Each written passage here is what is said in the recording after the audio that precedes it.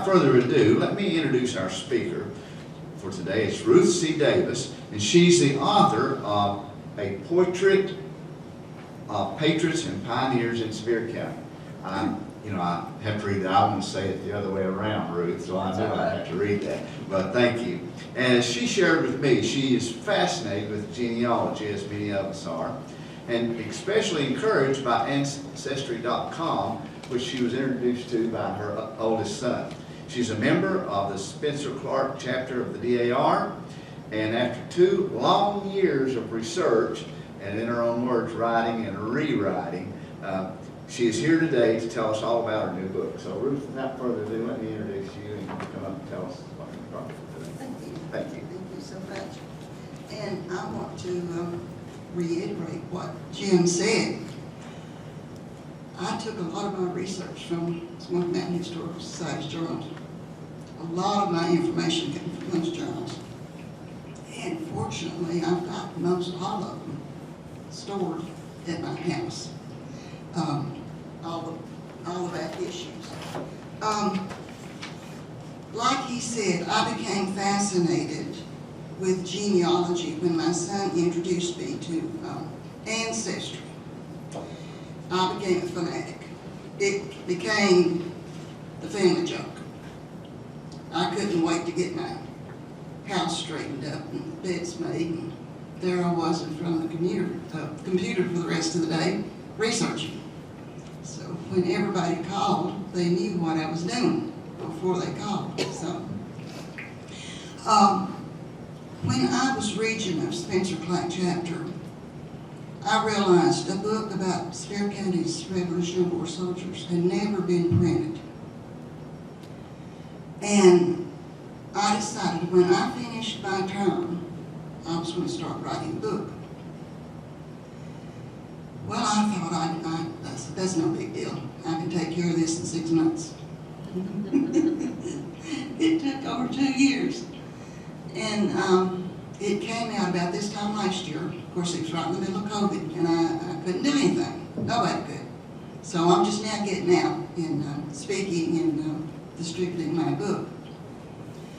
And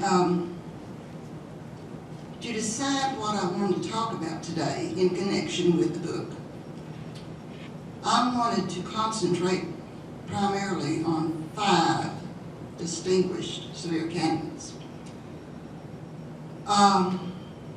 Does everybody know what happened on June 1st, 1917? See, I'm getting all mixed up. June 1st, 1796. What happened? What important event happened? Tennessee became a state. Tennessee became a state. You're right. And we have 5 Sevier Countyans to thank for that. And I want to concentrate, first of all, on those 5. There was 11 counties at that time, and each county selected 5 delegates. And the first one I want to concentrate on is Peter Bryant. Peter Bryant, like most all of these men, came from Virginia. He was in the 3rd Virginia Regiment, came to Sevier County and settled over in an area that we now call Kodak, Dumpling Creek, in that area. He was interested in education. There was actually a school on his property. He was active in Sevier County politics. He was active in church. And then he was selected to be one of the delegates to the Constitutional Convention. They met in the winter of 1796, probably started in the winter of 1795. They met for 4 weeks and hand wrote the Constitution. It was not presented to the citizens to ratify the Constitution. It went straight to our national government, went straight to George Washington. and he signed it on June 1st. And bless his heart. I'll get to the others in a minute. I want to tell you a little bit about Peter Bryant's history. He married Betty Hubbard. They called her Molly. Back then, a lot of people had a nickname. Molly or Polly or some sort. And her nickname was Molly. She was a Hubbard. Now, I've seen Hubbard spelled two different ways, H-U-B-B-A-R-D and H-U-B-B-E-R-D. It's believed that she was a cousin or a niece of James Hubbard. Is anybody familiar with James Hubbard? Is that a new name? He's also in the book. Let me tell you a little bit about James. He had a very traumatic experience as a young man. He witnessed the massacre and scalping of his parents and his wife by the Shawnee Indians. From that day on, he had only one goal in life, and that was to kill as many Indians as he could. And he pretty well did that. Needless to say, when he settled next to the Bryants over in what I'll call Kodak, wasn't Kodak then, but you know where I'm talking about, he was certainly welcome because he knew how to defend himself and his neighbors against the Indians. At the signing of the Treaty of Dublin, he was there. And if you recall, the signing of the Treaty of Dublin was probably the biggest event that was accomplished by the state of Franklin. He tried his best to get an argument started with some of those distinguished Indian chiefs. There were several high-ranking Indians there, especially a lot of chiefs. Didn't work. James White of the James White Fort in Knoxville realized what he was doing and put a stop to it. That signing of Treaty of Dublin could have turned into a bad scene. But thanks to James White, it didn't. But getting back to Peter Bryant, I get off the subject sometimes, so you just have to bear with me. And also, I should have mentioned, if you have any questions about anything I'm saying, please chime in. We'll just make this a discussion, okay? Any questions, please chime in. It's recorded that Peter Bryant drowned in the river. I suppose it may have been the French Broad River in about 1812, although his body was never found.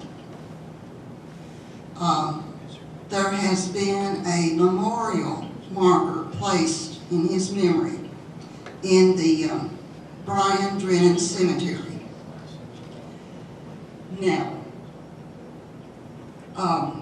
Cheryl Henderson with the East Tennessee Historical Society states that she has proof that he was involved in a court case in Knoxville several years after 1812. I don't know. That's probably one thing we'll not be sure of. Was he somebody else with the same name? I don't know. But he had a large farm over there, and a lot of that farm is still in the Bryant family. And that's Peter Bryant. I'm doing this in alphabetical order.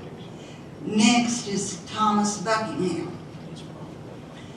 Anybody recall anything that Thomas Buckingham's famous for still today that exists? The island ferry. The Buckingham Island, yes. Buckingham Island was named for him. He came down here after the war, like Peter. He was also born in Virginia. Came down here after the war with his brother Nathaniel. And he is famous for a house that still stands on Boys Brick Highway, the oldest brick house in Sevier County. It's still livable. Somebody's living in it. And it's on the National Register of Historic Places. Now, Thomas Buckingham, at one time that was Jefferson County.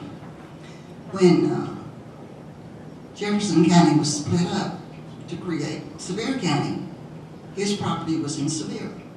So he became the first sheriff of Sevier County. And of course, like I said before, he was one of the delegates that went to Knoxville for the convention to draft our Constitution. One of the interesting things that I have discovered in researching this book is how these families of the Revolutionary War soldiers married into each other's family, their children.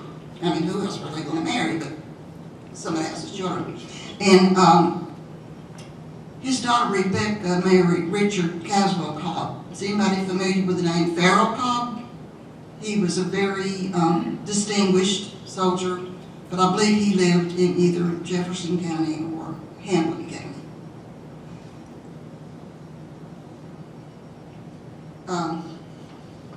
And next is our namesake for DAR, is Spencer Clapp. Spencer also came down from Virginia. He came with his brother John, and I'll get to John in a minute. It says that he moved here about 1802, and he had an occupancy grant for 442 acres. That's a lot of acreage. And it was at the junction, or it was right where the east prong and the west prong of a Little Pigeon met. Now, do you recall what part of town that would be in? Down here. What? So the merger's right down here. It moved. Remember that because of all the flooding in Sevierville, it was moved back in the 60s. And back at that time, it would have been right down the street, where the bridge crosses to go to 66. It was right there at that bridge, right there between Carl Lundy's and Wayne Blaylock's. That bridge right there. But because of the flooding in the 60s, it was moved down to where Hardy's is now. Who remembers all that flooding that went on in Sevierville? We couldn't get to school, could we? Okay. Spencer Clapp was extremely active in politics in Sevierville. He donated land for the building of the first church. He donated land for a cemetery, and that first church became known as First Baptist. He donated land for the original church for First Baptist Church. And like Peter Bryan, he was interested in education. He served as trustee of Nancy Academy, and I believe Nancy Academy used to be about where Murphy College is. Well, I say Murphy College is now. Murphy College used to be. It's now the Sevier County Board of Education. He is buried in the Forks of the River Cemetery, and that was moved a few years back to where the new bridge goes across the river up here by just past Axler's. And that's where Spencer Clapp is buried. And any questions about Spencer or Thomas? Next is John Clapp, Spencer's younger brother. He came here with his brother, and like Spencer, John was also active in helping create the county of Sevier. He was very active in public life, but he moved to Giles County about 1815. But prior to that, of course, he was with Spencer in 1796 when the Constitution was written. And of course, he died and is buried in Giles County. And when he left to go there, of course, his children went with him. The last one is Samuel Ware. I don't know what the early visitors here would have done, or early settlers rather, would have done if it hadn't been for Samuel Ware in his fort. It saved many lives. Just like the others, he was a Virginian. And when he came here, he immediately built the fort. There was a lot of Indian attacks there at the fort. A lot of Indians would come during the night and steal whatever produce, hay, corn, anything out of the garden they could find. And sometimes that led to shootings and fatalities and deaths. There's another Revolutionary War soldier connected with Samuel Ware. And when I was writing the book, I had to make a decision, do I include him or do I leave him out? And there's one thing about him that I decided I'll include him. He was not a Sevier County, but you'll find out later why he's in the book. And that's Samuel Ware's father-in-law. The father of his second wife. And that was John Gilliland. Have you ever been to the Ware Cemetery in Pigeon Forge? Yeah, they've got big, nice markers there for Samuel Ware. And who is that right next to him? John Gilliland. And you might say, well, why was it Cobb County and buried in Sevier County? John Gilliland, his daughter, of course, was Samuel Ware's second wife. He had come to Sevier County to visit his daughter and the Ware family. And on the way back to Cobb County, he was attacked by Indians and killed. And I'd say maybe his daughter made the decision to bury him in the Ware Cemetery. Now, John Gilliland was a very famous soldier, especially from the Battle of Kings Mountain. His father-in-law, John Gilliland's father-in-law, was Robert Young.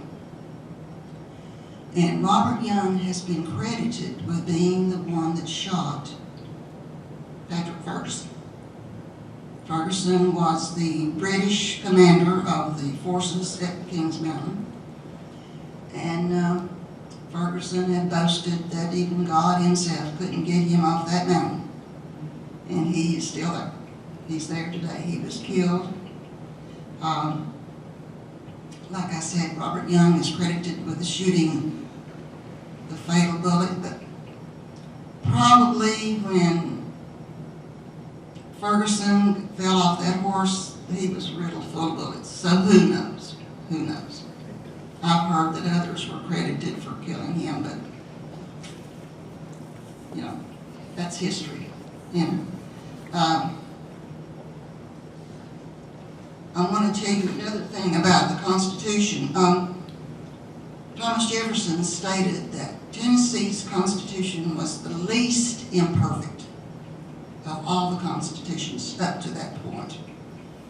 And I think history has verified that because it has been amended very few times. And it gave a lot of rights to the people and to the legislature, and very few rights to the governor of the state. And it was copied from, well, not exactly copied, but they relied heavily on the Pennsylvania and the North Carolina Constitution, and the Bill of Rights. So the right to hold a sea gate, people right to carry arms, basically just copied our Bill of Rights. Any questions about those that went to Knoxville to create the Constitution. Any questions about any of them? I want to go over a few more of the, if I can find my paper, my cheat notes. A few more that are in the book.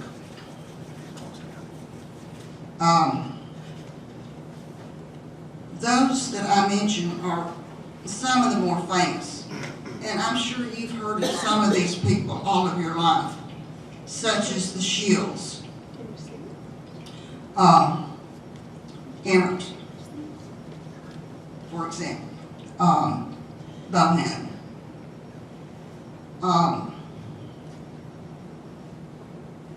Another one that I want to talk about is Andrew Evans.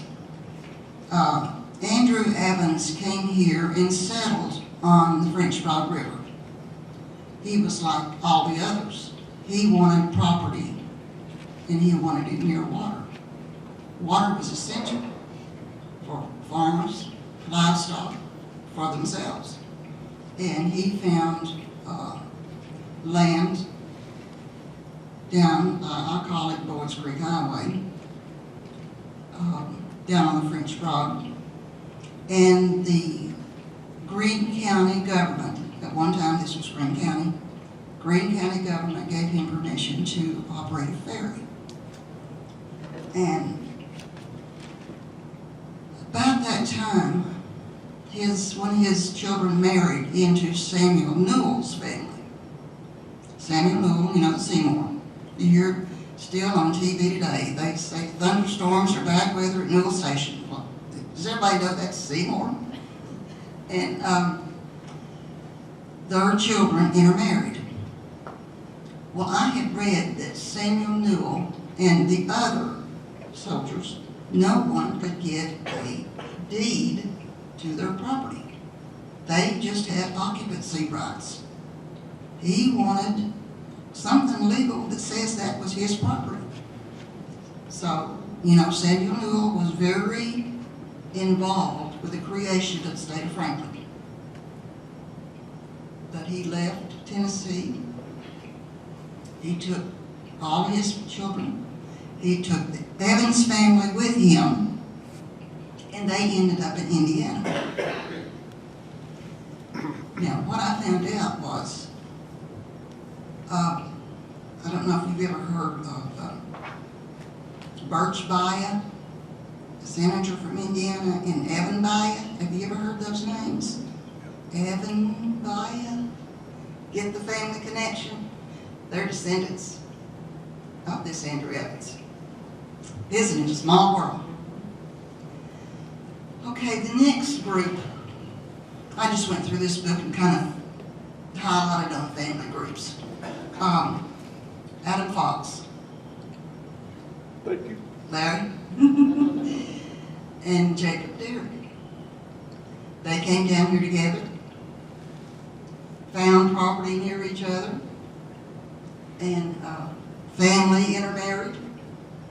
And actually, Adam Fox donated the land that the Fox Cemetery is on today. And Larry, is that the oldest cemetery in Sevier County, or is it the second oldest? Do you know? I'm thinking second, because the one here at the forks of the river might possibly be first. Okay, okay. And it is still being used today. And there's not many cemeteries that old that are still being used. Another one is Shiloh. And I'll get to that a little later. Okay, the Henry brothers, Hugh and William. There was a whole bunch of those brothers. Two of them just happened to come to Sevier County. Henry Station, we don't know exactly where Henry Station was, but we do know it was out in what I call the Kodak area. It was out that way, Henry's Crossroads. Mordecai Lewis. Would you like to have been an ancestor of Mordecai Lewis and inherited his property? Do you know where his property is now? You know what's on his property now? The the old mill in Pigeon Forge. That was his property. I'd say some of the most valuable property in Pigeon Forge, wouldn't you think? William and Samuel McGaughy, father and son. They settled right off what is now Boys Creek Highway at Porterville Gap. You know where, Donnie, you know where that is, Porterville Gap.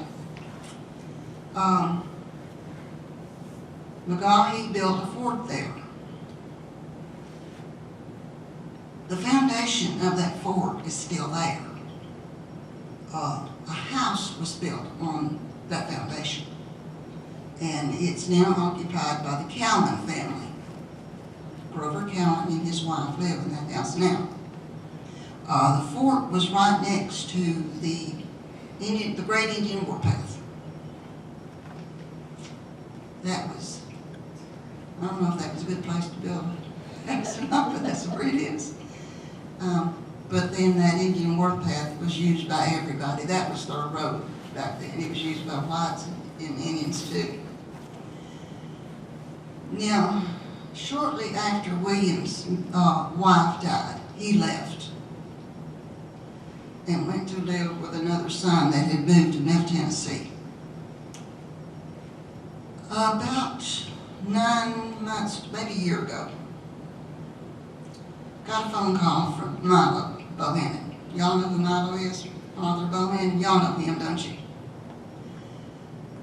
He said that he had been invited or asked by Grover Calvin to come over to the house and try his best to find where his wife was buried. You know, Milo now finds unmarked graves. Have y'all seen that demonstration that he does?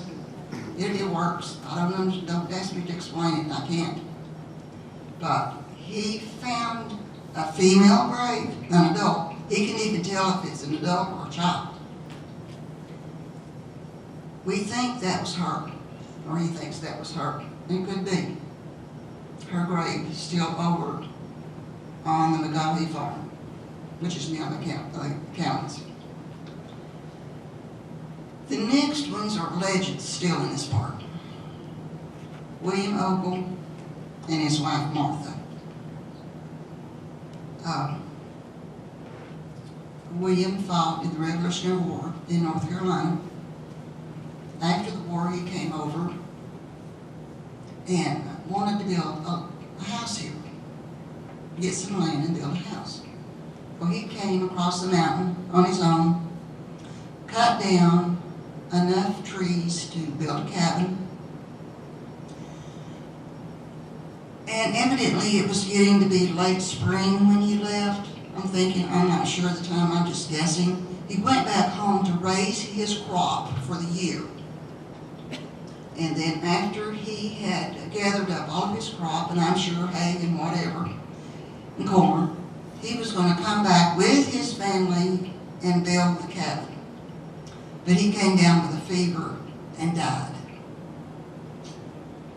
Now Martha was not to be outdone. She gathered up her children and her brother, Peter Husky. They came over and they found where he had cut down those trees, and that cabin was built. You know where that cabin is today? The Welcome Center. It's the Gatlinburg Welcome Center, it's right up the road. And Martha is she's practically a legend around here for what she did. And of course her brother was Peter Husky. Now, do you know where all the Husky family came from and the Ogle family? And I'll have to tell, yesterday the Sevier County Library got 2 huge boxes from somebody in Florida all about the Ogle family. I mean, it's unbelievable books that ended up over there yesterday. So they'll be out on the shelves pretty soon. Isaac Thomas. We owe a huge debt to Isaac Thomas. He was at Fort Loudon when it was attacked by Indians, long before the Revolutionary War started. There were 3 survivors of that attack, and one of them was Isaac Thomas. But during the war, he had made friends with Nancy Ward, and Nancy warned him that her nephew, dragging canoe, and all of his tribe were on the way to Tennessee to kill every settler they could find. And I've read that he rode a horse for 2 days straight to get to Upper East Tennessee and warn the settlers that Dragging Canoe and his party were coming. And next is a former pastor of First Baptist Church, and that is Richard Wood. I believe he was the first pastor of the First Baptist Church, or what became the First Baptist Church. It was known as the Forks of the River for years. And there is a beautiful marker for him out at Providence, the old Providence out on Douglas Dam Road. It's beautiful stone. So,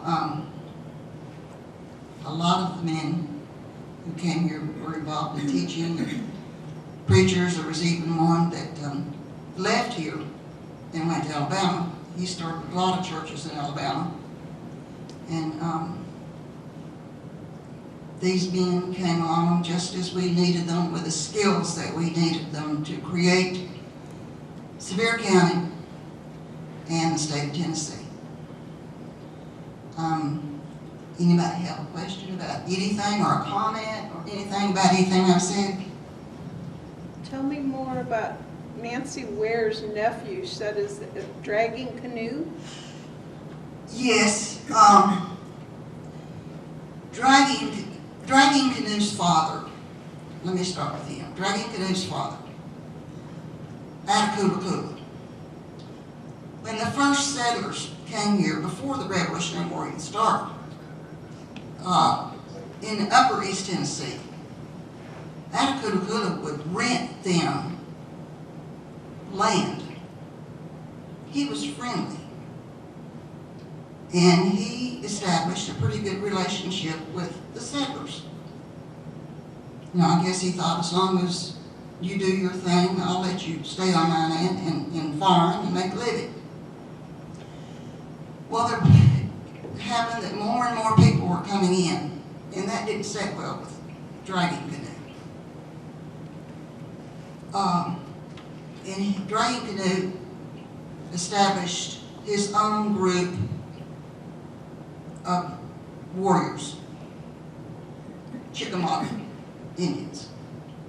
And I was at a speaking engagement just like this one time, and I said, what's the difference between a Cherokee and a Chickamauga? And the speaker said, well, they're just, the Chickamauga is a Cherokee with an attitude. That's all the difference. And basically that was Dragging Canoe. But he was out to kill as many white men as he could. And the British government had supplied them with guns and ammunition. There was an alliance between the British and the Indians. And it had been that way even before the Revolutionary War started. It was left over from the French and Indian War. During that war, the British sided with the Indians against the French. Anybody that the French were fighting with, the English were automatically on their part because they were not the best of friends. So that just continued on into the Revolutionary War. And the British thought that for every white man the Indians could kill, that was one less for them to deal with. So that's, and he was a nephew of Nancy Ward. Yes. A little bit more about Isaac Thomas. I had read somewhere that he was the first white resident in Sevier Of Sevier County. Mm-hmm. And About where was his home place or cabin, you know? I have no idea. No, I don't know. Now, I will tell you this. On some of these people in the book, they have almost become lost. There's some that are well known, like I said. There's others, way too many, that the only thing I could find on them was their application for a land grant, a pension. That is all. And if they hadn't put at the top, if it hadn't said Sevier County on there, Sevier County Court, or down in the body of the warrant or the application, it said they had passed through Sevier County. They started somewhere, came to Sevier County, lived for a few years, and then passed on. And in many cases, I could find where 2 or 3 of their children were born in Sevier County. Now, if they were here long enough for children to be born here, that means they lived here, and that was good enough for me. And another thing, before I wrote this book, I had to decide, do I include only those buried in Sevier County? Or do I count anybody that came through Sevier County and went other places? And I decided I can't do that. I got to count anybody that came through here, because if I left, I couldn't leave out William Crossan. I joined DAR under him, and even though he moved to Giles County, I had to count him. And, at one time, Marks Valley was Crossan's Cove. So I couldn't leave him out. Any others? Any other questions? Yes. Well, just a question on when, especially when you're doing research, and this was originally part of Greene County, so when does it officially become Sevier County that you're going to see Sevier County on documents? I believe that was 1794. So before it was a state? Oh, yeah. Yes. Okay. Yes. Before it was a state. There was Sevier County before it became a state. Let me see. I should have that. Should be on Buckingham. So before it was a state, then Greene County and Hamlin County, and that were All Greene County. Franklin? State They- Franklin, or North Carolina, or Virginia, or depends on how It far back was- you go? All of this land, the state of North Carolina extended from the Atlantic Ocean to the Mississippi. All of this at one time was North Carolina. And then it became Greene County when we tried to break off from North Carolina. Really, they didn't want to deal with these people over here. Those people across that mountain were just scum. They didn't want to provide any kind of military, no source of protection, but they did want taxes. And that's the reason Upper East Tennessee created, in the Watauga area, they created a militia, fortunately, that was invaluable when it came time to go to Kings Mountain. So I would say around 1794, I believe, is when Sevier County became its own county and broke off from Jefferson County. Now, you all know about the over the mountain men, right? Why they were so important and how how they were so successful. These men, they were not soldiers. Backwoodsmen. They were woodsmen. That's right. They were hunters and gatherers. Yeah. And what did they have to be expert at to do that? Shooting. Yeah. I don't think the British had counted on that. So when they got over there and got those British soldiers, it was just like shooting a deer. If you're after a deer, it's going to run. A turkey's going to run. So they were very skilled at shooting a running target, and that's what they did. And Thomas Jefferson said that the Battle of Kings Mountain was the turning point in the Revolutionary War. And evidently that's true, because about a year later, Cornwallis surrendered at Yorktown. So, yes. One more question. Where can you get your book if you can't buy a copy today? Good question.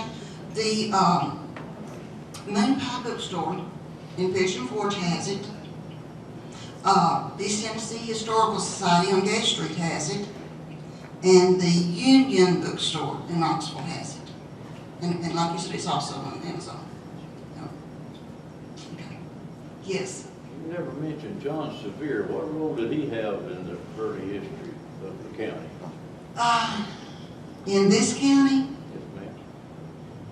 well, it was named for him, of course. And not any direct, he didn't live in Sevier County. And that's confusing. It seems like about 6 months ago, I was up in the History Center, and there was 2 ladies that had flown in from, I don't know, I think somewhere out west, flown in to research their ancestor, John Sevier. Oops. They just assumed he lived in Sevier County. But he did a lot for the people of Sevier County. He saw to it that that land that they lived on, he made sure they got a legal, clear deed to their property. That's the big thing that John Sevier did to help the settlers, the Revolutionary War Was he the first soldiers. governor or the governor of Franklin? Franklin? Yes, Governor of Tennessee too, wasn't he? he was governor of Tennessee, yeah, first governor. And then all of that had to be surveyed. After that, to get the deed, it had to be surveyed. And at that time, it was William Blount that signed the papers, because he was governor then. Okay, sure. Any other questions? Thank you.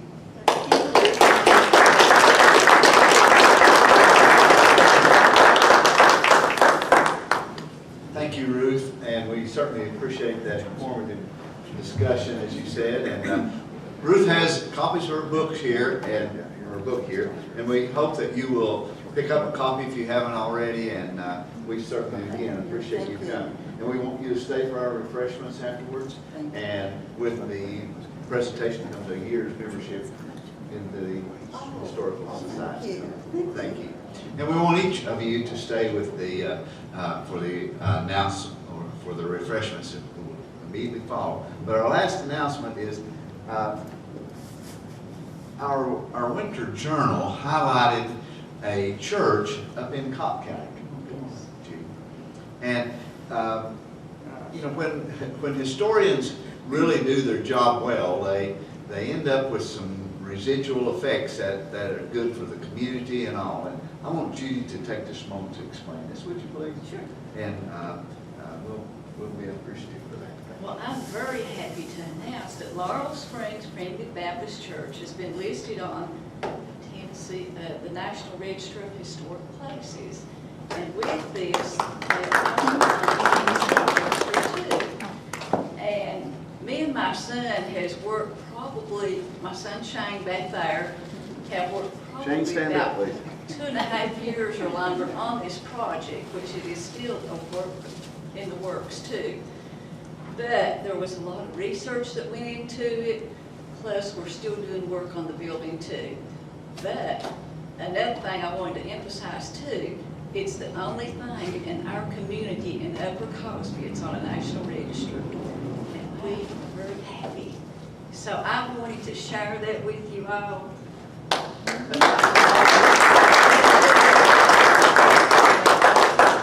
We really want to preserve our history and be able to tell about our mountain people. And it has a story to tell. So thank you. Thank you, Is Judy. that church, it's not the one on the highway, that's No, Well, it's on up the hill. this one is up on Laurel Springs Road, off Okay. 321. Okay. Up behind the campground up there? That's it. Okay. There's a sign there in front of the church, so you can't miss it. It's not open at this time because we're still doing renovations to it. It's really not safe to go into yet. But you can get an idea of the church, and you can look in the windows. Everything is just original. It was built in 1914. So we're just really happy to have this on the list.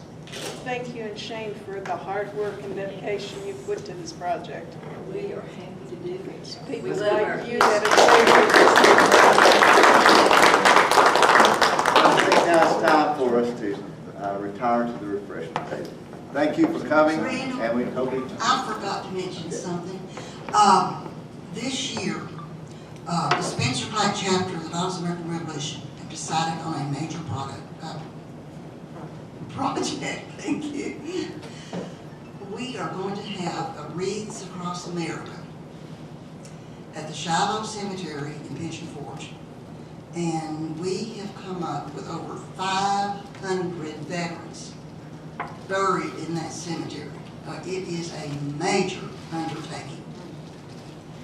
And if you have a chance, donate. We're still in the process of buying wreaths. We've got some already funded. But if you have an ancestor or a relative buried in that cemetery, feel free to join us the day that we lay those wreaths, and that will be December the 18th, week before Christmas. So just want to make you all aware of that, and hope you can participate. Thank you. Is that Veterans of All Wars, Yes, yes, veterans of all wars. Yes, including Confederate veterans? everyone, every veteran. And if you have a veteran that's not on our list, I wish you'd make it known, because as far as we can determine, about 525 veterans in that cemetery, and about 7 of them are Revolutionary War soldiers. Now that cemetery is that old.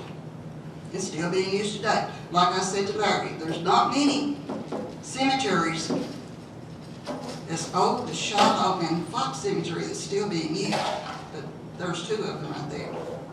So if you need any more information about Wreaths of America, just ask me, and I'll try to help. Thank you. Thank you.